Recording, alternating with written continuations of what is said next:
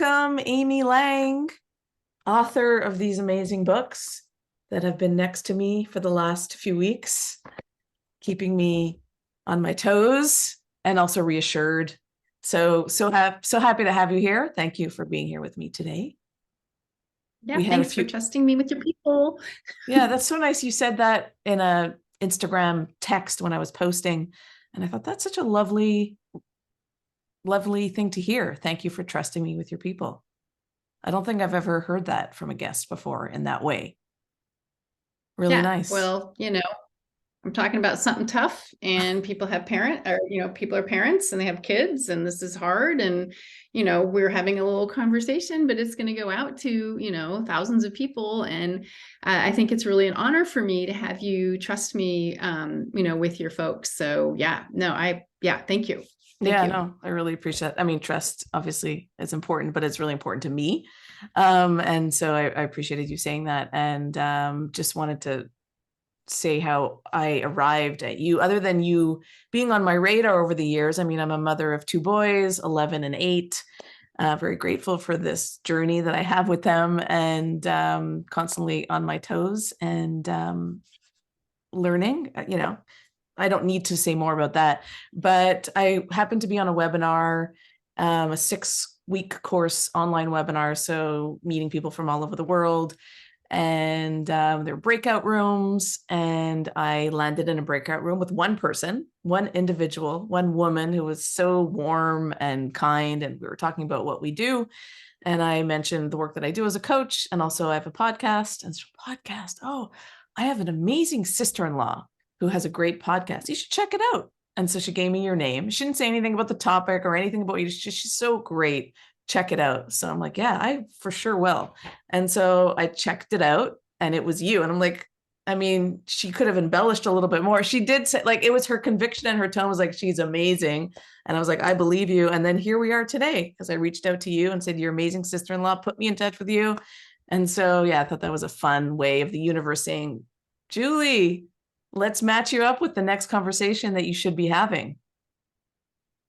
I love it when things like that happen. And Sean is terrific, my sister-in-law. So I could not be in better hands in that department. Yeah, for sure. So yay, universe. Yeah, yay, universe. That's who we can thank. And I loved your response when I reached out to you. And just, I think, all the work that I've seen of yours, from podcasts to videos to books to people talking about you, I mean, it all just rings true. And it's always this consistent, Amy's amazing, Amy's awesome, she's so easy to talk to, she takes the shame out of it. And yeah, thank you for doing what you do, because it's just been like opening up my eyes, and also like giving me a nice pat on the back, and also like wrapping a warm blanket around me when I'm quivering around these topics. So yeah, thank you. Should we dig in? Yeah. Or should I just keep talking? Yeah, please. I don't know what. You can keep talking about how great I am. I mean, I'm good with that. But hey, let's do some work. Let's help some folks. Yeah, let's help people. I need help. Perhaps people listening need help. So I have listeners who are parents, some who are not parents, some who have kids around them. I did a motherhood series a few years ago when my kids were younger, like 3 and 6. And I had all kinds of experts talking about all kinds of things, from developmental psychology to racism and discrimination. Never talked about sex. It's like, Julie, what is wrong with you? Me. And so now we're talking about, it's like, can I just, and I hear you saying you need to have these conversations by 12. I have like 6 months until my son turns 12. I'm like, okay, I'm just getting it in, but I have so much work to do. So Amy, tell us about you and, why you're doing this amazing work. Well, I was a sex educator in my 20s and 30s, just working with teenagers and adults and doing the typical stuff. Totally loved it, and had assumed that I was going to be a rock star when I had kids, that I would be really open and know what to say and just be like on it. And when Milo was about 5, he was getting ready for a bath, and he grabbed his penis and he said, "Hey, Ma, did you know?" And I stood there and I thought, please do not tell me it feels good to touch your penis, because I have got nothing. And that's in my head. I did the poker face thing, and I just said, what? And he said, I can see the veins in there where the blood goes. I said, great. Get in the bathtub. And that was my moment of like, okay, you don't know what you're doing. You don't know what, you don't know when, how, what should I have said to him? Was that okay? What's okay? Like, when do we start these conversations? And so that sent me down a path of, trying to figure it out for our family. And then I also have a master's degree in applied behavioral science. And my focus was in adult education and group facilitation. So I had this little aha, and I thought, oh, hey, I could combine my two favorite things, talking about sex and working with adults. And so in 2006, I started Birds and Bees and Kids. And so my primary focus is on with parents. I don't work with children at all, just now he's 21, so we're almost 22, so we're done, basically. Congrats. Yeah, time flies. And so my focus is on parents of, preschooler-ish up to 5th, 6th grade. And the reason for that is there is tons of support and information about how to talk to teenagers. But the reality is, if you're starting the party when they're in middle and high school, you have missed out on so much opportunity and so much information they need before they get there. And also, talking to a 5-year-old is way easier than talking to a 15-year-old. So that's why I've ended up focusing there. And then just a side note, I also do sexual abuse prevention training for folks who work with kids, again, early childhood through school age. And my perspective is a little bit different.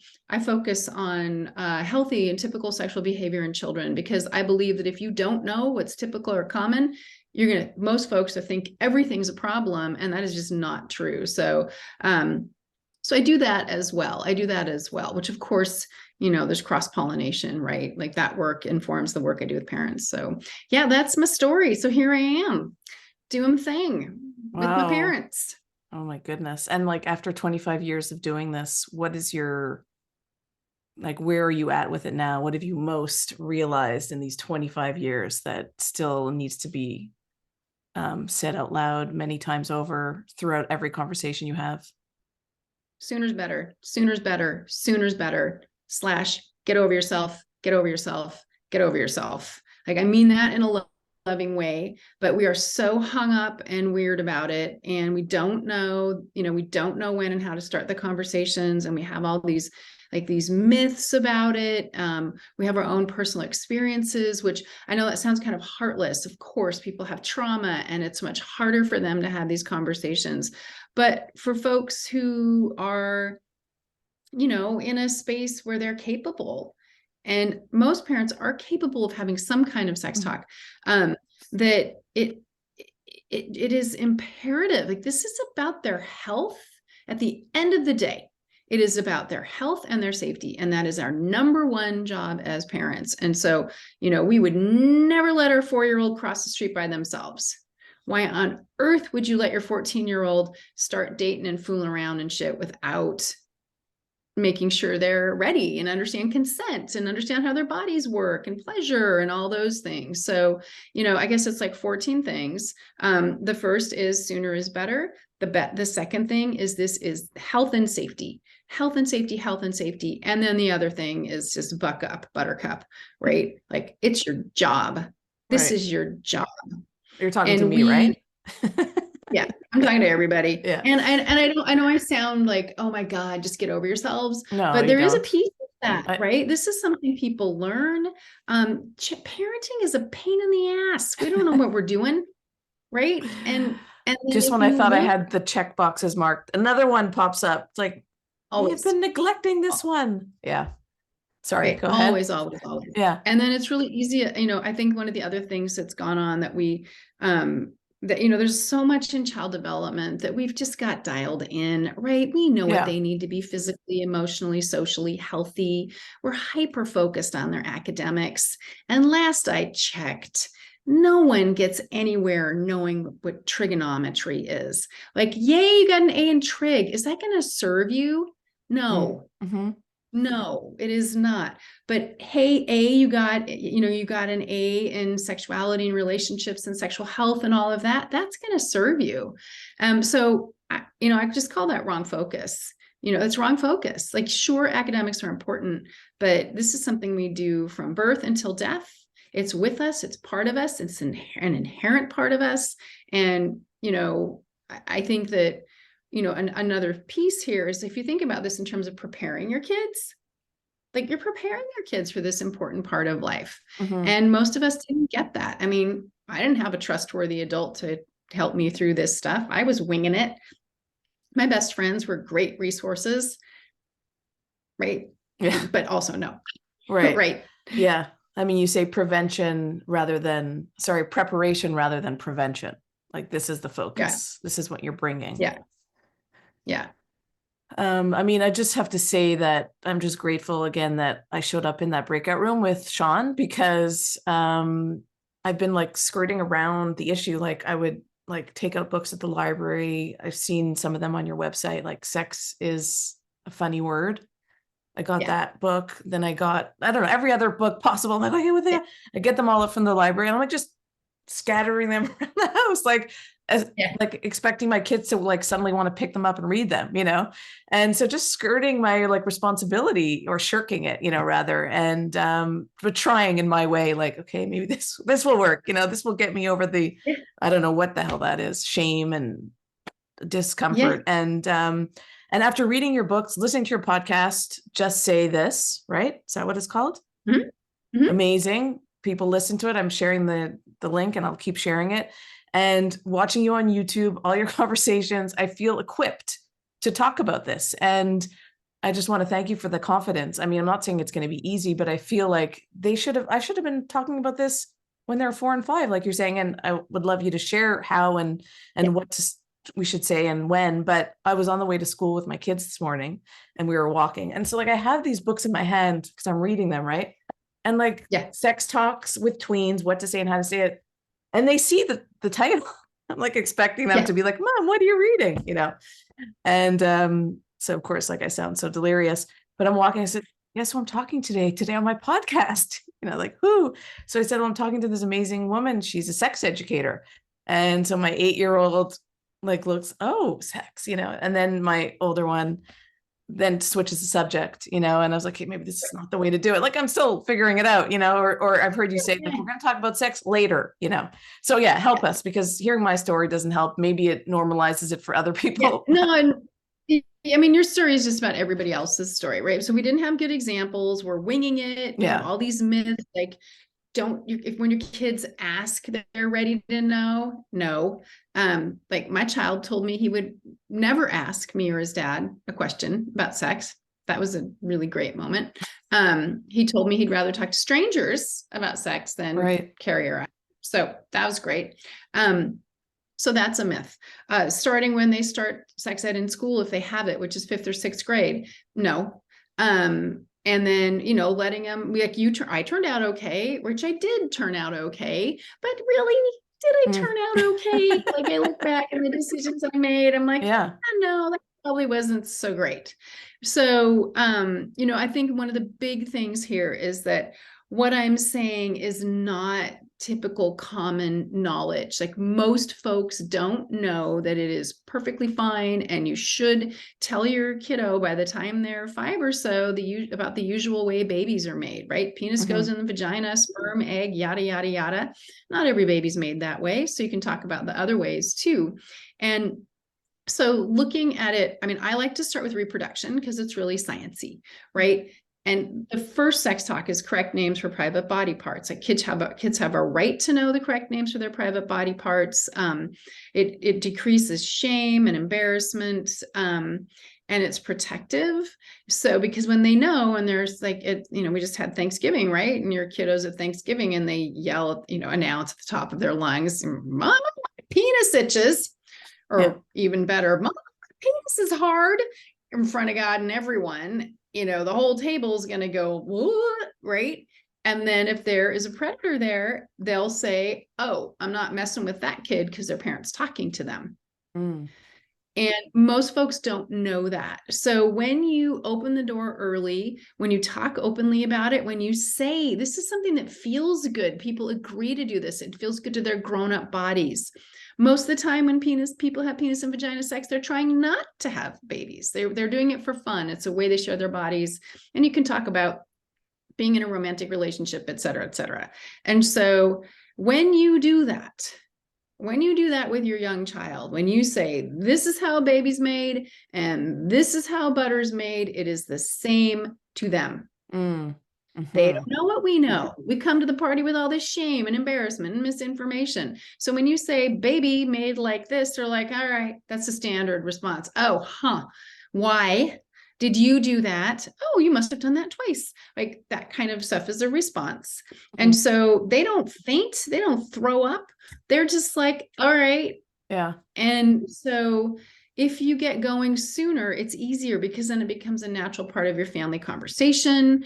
They come to expect it. You can make your way to the tough stuff instead of sort of like, for you, you're going to have to start kind of in the, all right, we got to bang this out, right? So no, I'm terrible. Right. We got to make it go. And so here's all this information, but he's already getting information because he's a tween and he's hearing his pals and all that stuff. Your 8-year-old, much easier to get rolling because you can start in a different space. So, so with your people who are 7, 8 and under, you can just dive right in. I love the book. It's so amazing. It's great. It's sex positive, which it means it presents sexuality as a positive part of life. Roby Harris's language is great. The illustrations are great. It's totally age appropriate, and it's going to feel like too much to you, and it's not about you. It's about making sure your kids have medically accurate, fact-based, values-based, which that comes from you, information, so that when they are in the world and they're hearing all kinds of nonsense, that they're able to say, I had a 7-year-old mom who called me because her 7-year-old announced in front of God, she stands in front of the television and says, I know what sex is. And they're all like, what? They hadn't talked to her. They're like, what is it? And she said, sex is when you kiss with tongues.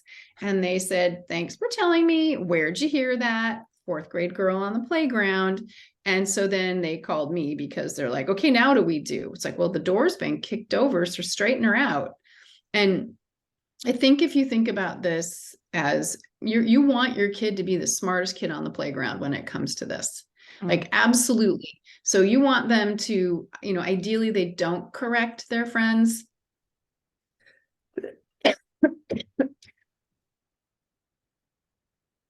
I've had this weird cough. Oh yeah. You okay? For days. Oh yeah. Not COVID, but dry and weird. Yeah. I'm going to have to go get listened to and coughing fits. Okay. Oh yeah. There's so much going around now. Obviously, you know that. I know. Well, we need it because our poor immune systems. All right. I'm just going to start that whole, you want your kid to be the smartest kid on the playground. You want your kid to be the smartest kid on the playground so that when they do hear stuff like that, they're able to say, oh, that ain't right. Ideally, they're not correcting their friends, but if they do correct their friends, so what? They're going to be accurate. And that's really empowering for them to feel well informed and then know that you are their go-to. Like if you saying you can ask me anything, that's whatever. You have to show them that you know stuff, right? And that means you have to open your yak, right? It means you got to open your mouth and talk openly about it. So, and so by the time they're 12, 6th grade, they should know the basics of everything. And I mean everything. They should know what positive consent looks like. They should know about STIs and birth control. They should know about pleasure and masturbation. And, honestly, they should know about all the things whose last name is sex, right? They should know all those things because they're going to hear about them. And the really crap thing about our modern times is, of course, porn. Porn. They're not going to make it out of childhood without seeing it. Yeah. And so they get all this information from porn and they see it. They think it's real sex. Their friends send them links. They look at it. They talk about it. Teenagers say that porn and their parents are their most, and peers are their most influential sex educators. They use porn as sex education, which is the last place. And so this is protective when they know, like, this is what healthy sexuality looks like. And when you talk about porn and you say, this ain't real. They're actors. Nobody looks like that, sounds like that, does those things. and the older they are, talking about the industry, making sure they know what to do if they see it, that they won't be in trouble. This is imperative in sexuality education now. Like, you cannot not do this because it messes kids up. This is what I felt from, not every kid. Sorry, just the urgency. Like, yeah, Julie, like this is, informing them so they can make empowered and informed decisions, right? And this is what I feel like you're offering us and urging us and inviting us to do, and to, like, for those who are wondering when and how. Yeah. And that's why I wrote Sex Talks with Tweens. One of the reasons is because people are always asking me, just give me the words. So Sex Talks with Tweens is scripts. It's what to say. There's a whole section on porn, how to talk with them about it, how to tell them what to do when they see it. There's sections on everything I could think of.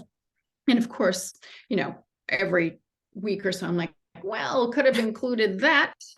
Sometimes I talk about that. Most of the time I did, but and so that's the other piece, is I think we need to wing this, and we should know what to do. We didn't have good examples. Like, how do you wing something that's so fraught and so important? So just having a place where folks can really quickly just like, okay, tampons. All right, tampons, right? How to talk about tampons, right? Okay, I got it, right? Yeah. It just makes it easier. And so memorizing the script, reading it, just saying, I got to tell you about this thing. I know this is weird. I'm just going to read this to you.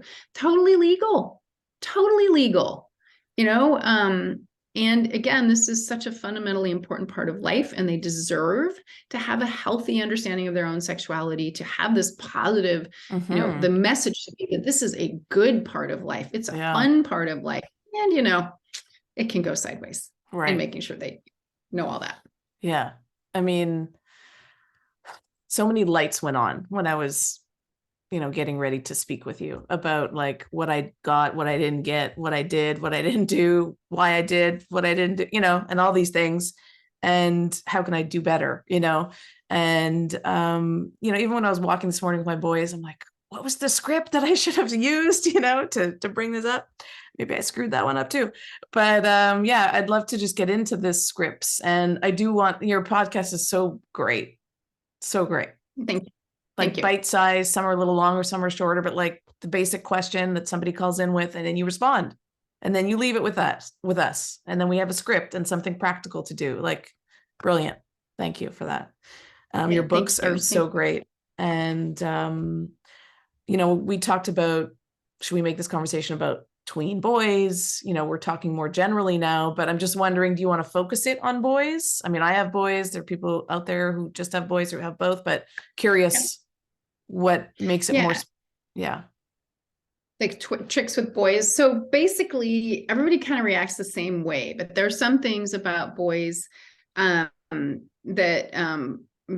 folks identify as boys that they do better with. So first of all, they do tend to do better. They do not like this, like eye to eye face conversation, like sit down, we're going to have sex talk. Like, nobody likes that, but in particular, that does not work very well with the boys. So having conversations, like when you were walking to school today, you did it. You said, hey, here's this book. I'm having this conversation with this gal. Now that probably made you a little sweaty, and then you could have pushed along and said, and we aren't talking about this enough, so you both are old enough now, so we're going to start talking more. It's important. Done. So you were halfway there, right? That's so good. 3/4. I need that. So you're walking, doing something else. It's felt casual. So that really works well with them. Also minding attention span, right? So one of my colleagues says it's 200, or she says it's 2,000 2-minute conversations. So keep it short and sweet.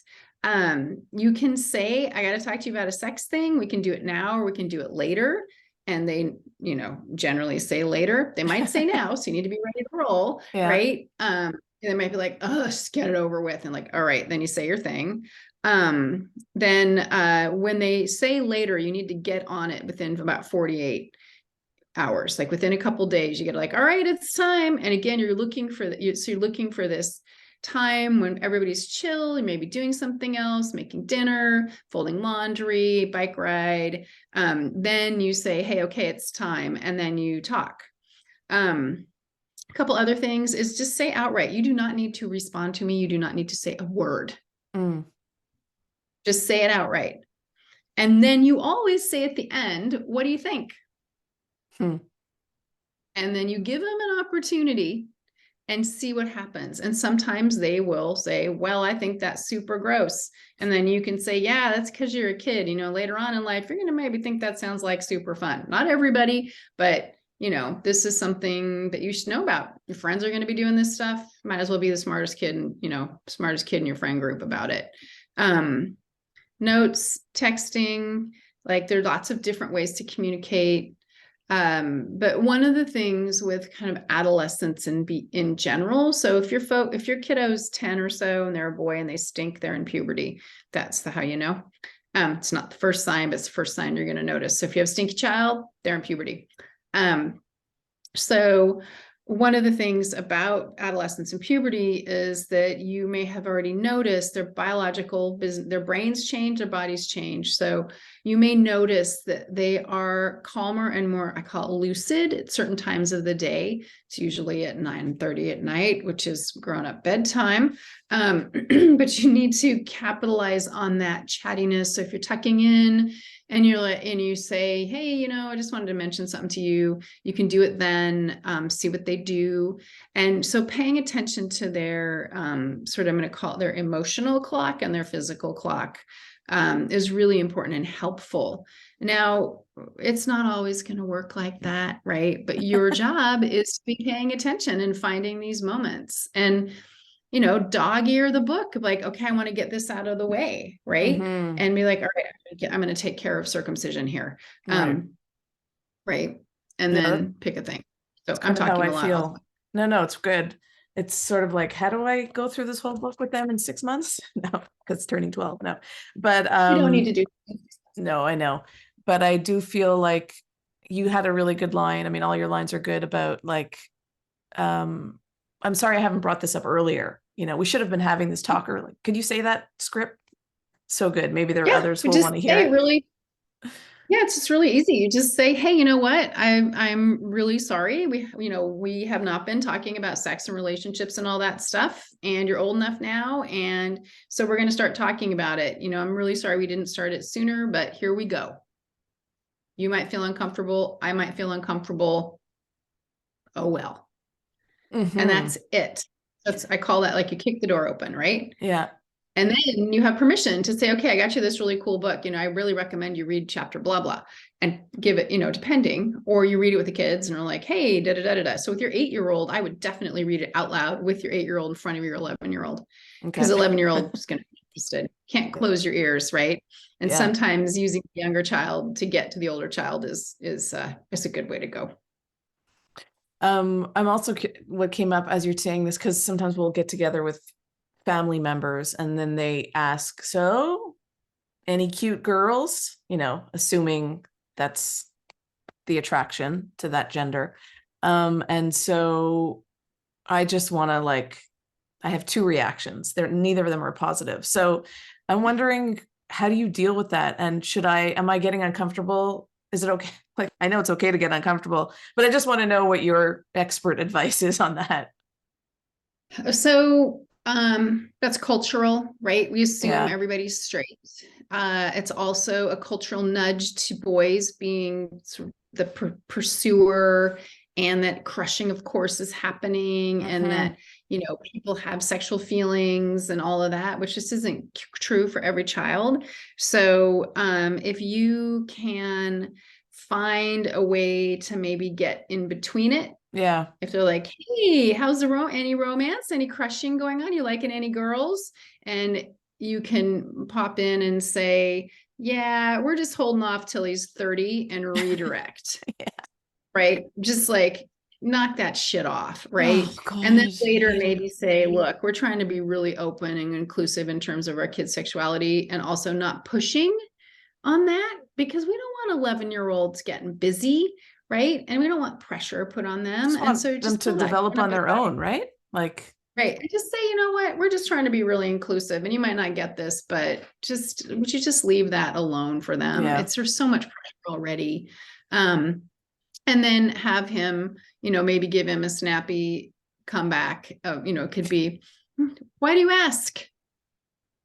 Right? Are you having any crushes? What's your crush situation? Yeah, right? exactly. Like things we don't ask adult, like we don't, I guess I say to my people who are single, like, so what's happening in the romance department? But that's my 42-year-old friend, Christoph, right? Right. Like I can say that to him. It Right. doesn't matter. Right. But to my 12-year-old pal that I know, and, I'm like, would never say, I might say what's happening in the romance department, which is a general non-pressury per se, but yeah, just get in between it.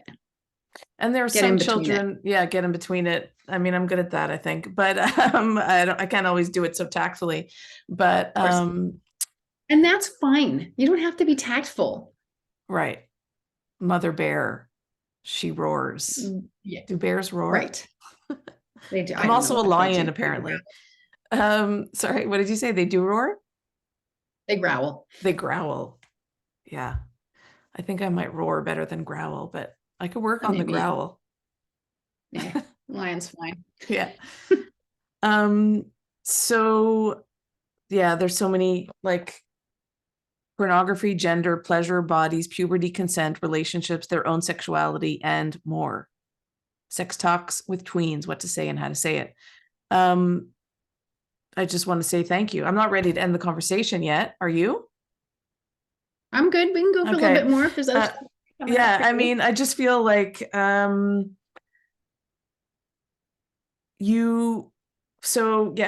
online COVID screens came out. They have not gone away, though we've tried, and I know that I'm not the only one struggling with this, maybe more than others or maybe less than others. But you talk a lot about monitoring and filtering, and just that is our job. It's like we need to be on it. And do you want to speak to that a little bit? Yeah, I think that part of, COVID made things complicated on so many levels. And one of the things about kids and screens is it's one of the main places, especially the older they are, the main places they communicate with their friends. It's where they have connection, community. It's not all bad. It's not all bad. And also, it's not great. So yeah, the monitoring and filtering is just required.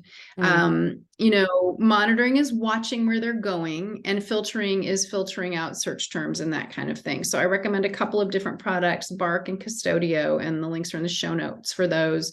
And then there are some free products that are integral to each device. So, and people think, my kid would never. And, were you 10? And did you have this oracle where you could go learn anything? I would have been Googling sex and BJs and all kinds of things. And then unfortunately, when you Google those things, the things you see, it ain't Playboy, right? It is graphic and gross. And I am not a porn user. So when I look about twice a year, and I'm always like, can't unsee things. So they will see it. And so it's your responsibility to keep your kids as safe as possible. And so one analogy I like to use is the seatbelt and being in the car, right? You would never let your kid in the car without a seatbelt. Never, ever. You don't get in the car without a seatbelt. Why? Because you could get in an accident. So the seatbelt is like the monitoring. And so you can see where your kids go. And if there's a potential accident, you can get ahead of it and say, hey, I saw this. We can talk about it. The filtering is like car seats. So when your baby's a newborn, they're in a bucket, right? Super, super protected. And as they get older, they turn around, they're in a car seat, they're in a booster, they're on their butts, they get in the front seat. They always have a seatbelt, and they always have filtering, right? Protection, which is the filtering like the car seats. So by the time they're 13 or so, they should be able to go anywhere they want on the internet, but you're always watching. They know you're watching. And so you can say, hey, I saw you looked at this site. Let's talk about it. Or you searched for this. Let's talk about it. Every family is different, but this is something that you can do to protect your child from seeing porn and other stuff. You can Google how to kill yourself. Anybody want that? No, right? You can Google how to shoot up fentanyl. Anybody want their kids shoot? No, right? So it is more than just the porn part of it, but of course, sex educators, so that's where I Yeah. hang out. Right.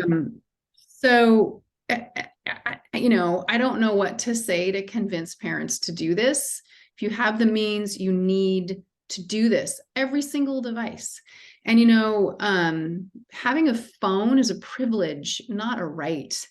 Mm. It is a privilege, and we act like it's a right. So, if they have a phone, that needs to be monitored, and you need to know who they're talking to and all that stuff. I mean, I don't think people should have phones until they're 14, 13, 14. But 10-year-olds have phones because why? I don't know. Everybody and their cousin has a phone. The Yeah. 10-year-old does not need a phone, Mm. right? They don't need a phone. If you want to track them, great. Just made me paranoid as all get out. And we never tracked Milo. And he did something, I can't remember what. And I was like, so the consequence here is that I'm going to put the tracking on. And I locked it down. And I lasted 4 days. I was like, why were you in Dutta? Why were you there? And he's like, because I was with Candido and we stopped by his friend's house to da-da-da. And I'm like, were you picking up the heroin? I mean, I just was bananas. Wow. I made all kinds of shit up. Yeah, There was no heroin. And so I was like, you know what? This is torturing me. Yeah. And everybody's different. I just think it gives a false sense of security, and it adds an extra level of stress. Yeah. It's stressful. So back off the soapbox, bottom line, if you take anything away from this conversation, the first thing you need to do is put monitoring and filtering on every single device your child can access the internet on, and tell them, I made a mistake. We should have done this. We weren't making sure you were as safe as you could be online. It's not perfect. It's not perfect. But if you say I did everything I did, you're going to feel better when things go sideways. And if your child has already been exposed, sometimes parents are like, oh, well, ship has sailed. No, no, get in there, fix it. It's like immunizing them against, you know, I mean, not only immunizing, because it's not just about that, but it's also like, it's the piece of also like there's pleasure and being conscious of like what you can expect in life, that it's not preventing evil from coming into your life, you know, the way perhaps I felt that, you know, whatever kind of education I had, you know, as a kid or lack of, but it's like, there's this whole world that you can explore and enjoy. And these are the guardrails, you know, and just that level of like, these are our values, and however you introduce those, and then having the information that goes along with it leads to what makes sense to me is like greater consciousness around something that humans beings are privileged to encounter in these earthly bodies. Yeah. And I really appreciate that I've gotten that from you. And now, you know, I will pull up my, whatever they are, boots, I don't know, bootstraps, Big girl underpants. big girl underpants, and be the underpants. parent that I'm supposed to be, the responsible parent. Yeah. Yeah. And just start small, right? Like all you need to do is just kick the door open. Like you almost did it. So now you can go and say, hey, okay, I talked to Amy. It's really interesting. And you know what? I'm behind the game. I'm really sorry. We got to start talking about this. I'm going to get some books. We can read them, and we're just going to talk because you need to know. You're going to get all kinds of crazy information from your friends and internet and all that. And then you've done your job. Right. And then you have permission. Then you have permission. And it's okay to say, I'm feeling uncomfortable, but here we go. It's fine. It's fine. And, you know, so I'm married. My husband is present. So I'm just wondering, is it better to come from one parent than the other, you know, if both are present in a family? It's so whoever, I just want one trustworthy adult. I want one adult who's willing to take it on. So what I recommend you two do is have a conversation and about if you're parenting with someone, and if you're not parenting with somebody and you have a good friend, or write this down. But one of the best places to start is like, what are your hopes for your kids when it comes to their sex lives or sexuality and their relationships? Like, what do you hope for them? And then kind of coming back from that, you know, how would it have been better for you? Like what was missing in terms of preparing you for this part of life. And so that's going to give you some data. And the hopes piece I love, because that is inspiring, right? Like we really hoped that Milo would wait until he was in a loving, committed relationship, that he was really understood consent, and that he had protection, and that he felt really good about who he is as a sexual person and had lots of information. And so, he appears to be fine in that department. Amazing. Congratulations. Right. I mean, he doesn't talk to us much, but his girlfriend's great, and we have a good relationship with her parents. So I'm like, so how are they doing? So and great. his mom would tell me, because he's still developmental. Hopefully another year, we'll start talking more.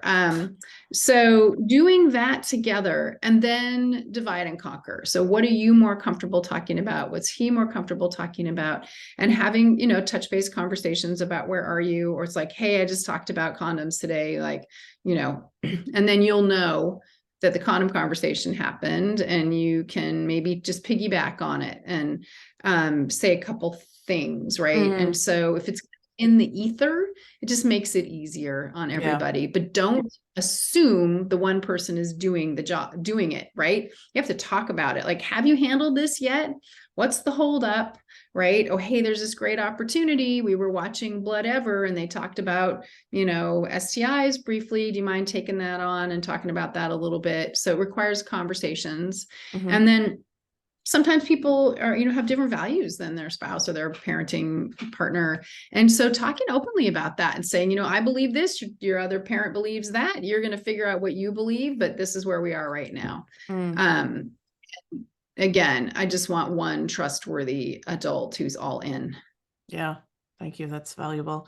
Before I invite you to share some resources for the listeners, because we talked about the crush experience, or like, is there attraction yet to somebody in your life? I remember as a kid in elementary school, like crushes were just very obvious to me, like, a crush on that boy, or, and I had nobody talking to me about that. It was just something I naturally was experienced. And so I'm just wondering, how could that have changed things for me if I was given that talk or had a conversation around, you will start to feel attraction, or like, how do you bring that up to a child or a tween? So just talking about like crushing. So, hey, crush, everybody talks about crushing. I remember when, right? Like I had all these crushes, and, when someone has a crush on someone else, define it, right? Like they have really like usually romantic feelings for somebody, or they might even like have some sexual feelings for someone. Oftentimes it's one-sided. Like like Amy Lang had a crush on Ronnie Hansen. He was not interested in me, but I was super crushed on poor Ronnie Hansen. I talk about him all the time. Terminal crush, and it was unrequited, and he turned out to be sort of an ass. So, crisis averted. But talking about, like, I really had a crush on him. I liked him. I thought he was really cute. And so this is really normal. And some crushes last for a long time. Sometimes they're a short time. Usually the crushing feeling passes. If someone has a crush on you, be kind to them, right? Just like you would want the person you were crushing on to be kind to you. And there's there's lots of talk about, like, are you crushing on that person? Who's crushing on who? They have a crush on you. Do you crush back? Like, how do you manage all that? So just talking openly about it would have normalized it. And so when it was so hard that I had this hardcore crush on him, and there was Maury, and then there was, anyway, I had these hardcore crushes. If someone had said, this is normal, right?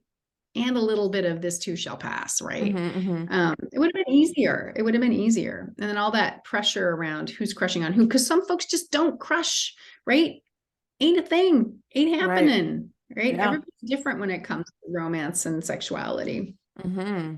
Yeah. I love how you normalize, like there's a whole spectrum, and you're normalizing it all, in the book and all your information and education. So yeah, that's so great. Is there anything, do you want to point us to where people can learn more about you, how they might work with you? You have so many great programs.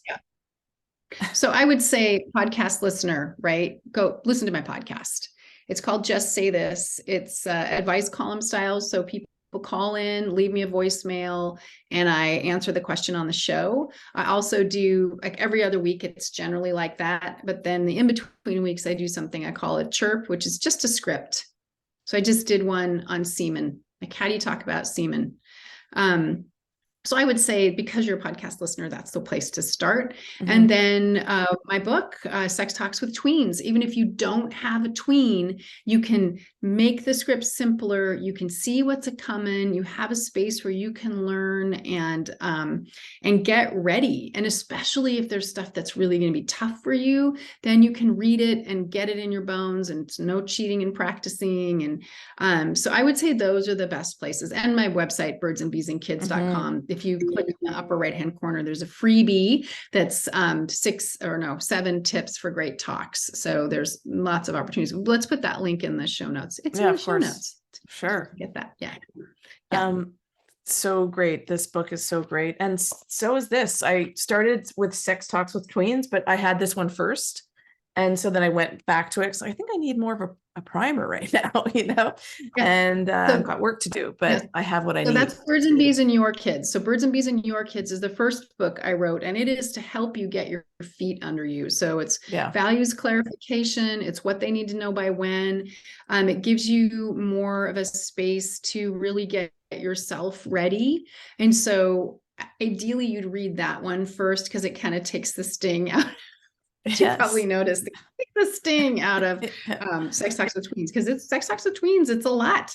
It's a lot. And there's tips for having the conversations there as well. But yeah, thank you. Yeah, thank you for reminding me and listeners that is the kind of, that's the core stuff. 101? 101? 501? No. Yeah. No, it's so great. They're both so great. Like, I did start and I was like, wait a second, let me pause here. And then I took this one out, So congratulations on your books and what you do. Can you say hi to Sean for me? We only had that brief moment together, but it was very memorable. I will send her a text and say thank you, and say hello. For sure. Yeah. So, I just think kind of final words of wisdom. You've got this. It's so important. And imagine how you would feel and who you would be if you had a trustworthy adult that helped you get prepared for this part of life, who you could confide in, and imagine what that would have been like for you, and where you would be today when it comes to sexuality and relationships. I can't imagine. Very different, I imagine. And how the term that you use, parent-led sex ed. Mm-hmm. Brilliant. Thanks. Yeah. Really helpful, valuable. Sex ed. Yeah. Thank you so much for just saying what I need to hear, and what so many of us do, and doing this for so many years, and having a 22-year-old. He's 22, you said, or 21? Yep. 22 in a month. So wow, that's amazing. Yeah. Went fast. The days are long and the years are short, right? I know it. Well, it's so great to meet you, Amy, and thanks again. And I'll be sharing this widely, and may everyone who gets to listen benefit the way I have benefited. Yeah. Okay, thank you. And thanks again for trusting me with your people. My pleasure. Take care. Okay. Bye. You too. Bye.